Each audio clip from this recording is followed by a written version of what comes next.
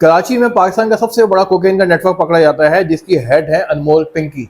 अनमोल पिंकी को after recce, क्योंकि intelligence को काफी अर्से से अनमोल पिंकी की तलाश थी, आखिरकार गार्डन के इलाके से ये पकड़ी जाती हैं और इनके घर से भी करोड़ों रुपए की मंशियात बरामद होती है।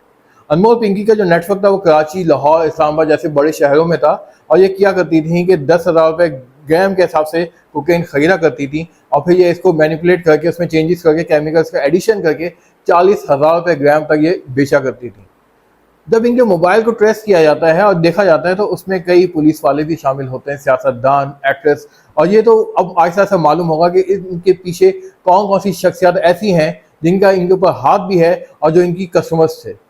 नाज़रीन, जब कोर्ट के अंदर अनमोल पिंकी को पेश किया जाता है ना, इनके हाथों में हथकड़ी होती है और बगैर जैसे कोई हीरो घूम रहा होता है कोर्ट कचहरी के अंदर घूमती है।